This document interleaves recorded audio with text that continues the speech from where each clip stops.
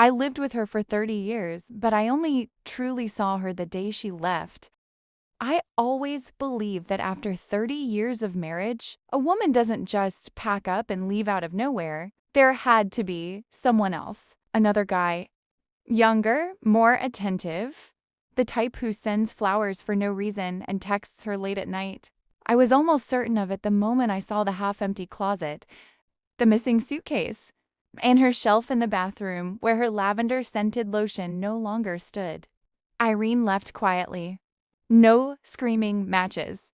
No dramatic exit. No blowout fight that would at least allow me to say, right, that's exactly why everything fell apart. She simply packed her things, left her set of keys on the kitchen counter, and wrote a brief note. I need to live on my own. I must have read those words 10 times, and every single time I didn't see a cry for space, saw betrayal. I paced through the house, opening cabinets, staring at the empty spaces and letting my anger boil. I was mad at her, mad at myself, mad at some faceless, imaginary man whom had already learned to despise, even though didn't even know if he existed. I called our son first. Max, do you know about this? I asked. There was a long pause on the other end. Dad, you need to talk to Mom. Is there someone else? It's not what you think. That sentence ate at me even more. When I called our daughter, her response was almost identical. She's been building up the courage to do this for a long time. Dad, you just weren't paying attention. Not paying attention? That phrase stuck in my throat heavier than any formal accusation could have. We met 4 days later at a small coffee shop near the theater district. Irene used to love that place. To be honest, I hadn't even remembered that. She was the one who suggested it.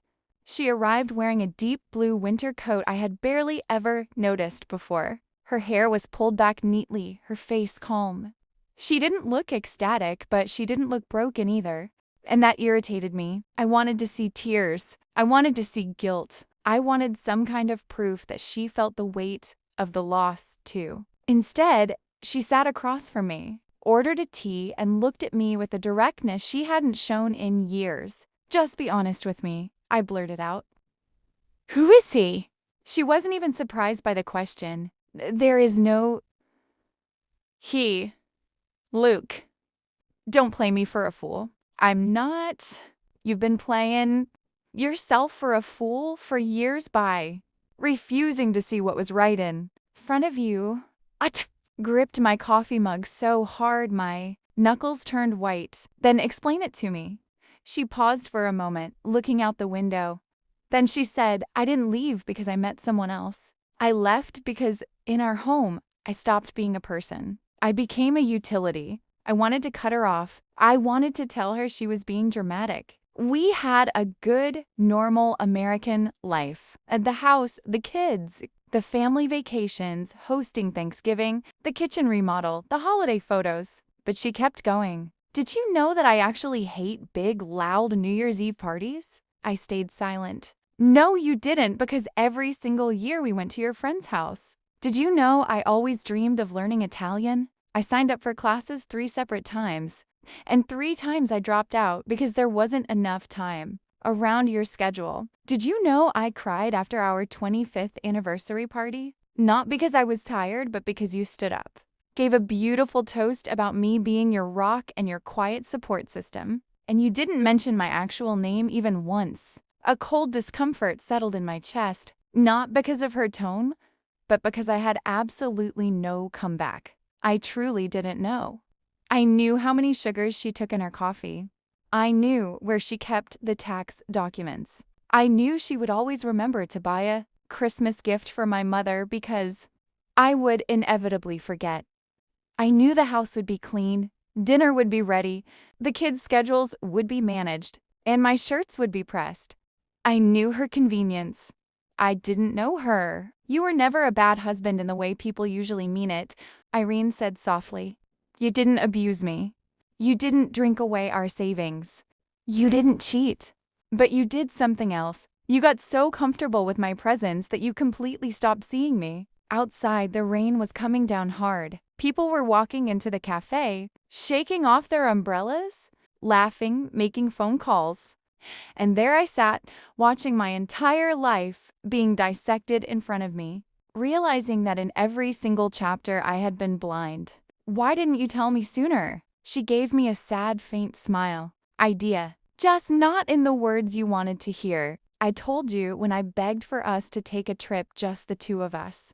I told you when I brought home sheet music. I told you when I asked you not to undermine me in front of the kids. I told you with my silence at dinner. I told you when I finally stopped waiting, tore you to ask me how my day was. I lowered my eyes to the table. So what happens now? Now I want to live a life where I can actually hear my own thoughts. What about us? She looked at me for a long time. US existed to serve your life. For me, most of it was you, the kids, the house, the errands, the obligations. I vanished somewhere in the cracks of all of it. She stood up first.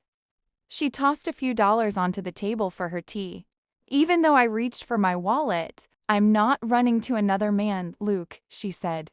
I'm running back to myself. And honestly, it's the hardest road I've ever walked. After she walked out, I sat at that table for a long time. My coffee grew ice cold. My phone sat right in front of me, but I didn't have the heart to call anyone. For the first time in 30 years, I wasn't trying to figure out who to blame. I was wondering who the woman living right beside me all this time actually was, and why it took me so long to ask. When I went home that evening, the house didn't just feel empty, it felt honest. It no longer held a person who spent decades quietly filling the silence. Just so I wouldn't have to notice it, I opened an old photo album. In almost every picture, Irene was smiling. In the kitchen, next to the kids, by the Christmas tree, up at the cabin, at my birthday parties, and suddenly a terrible realization hit me. In almost all of those photos, she wasn't the focus. She was just positioned next to something else.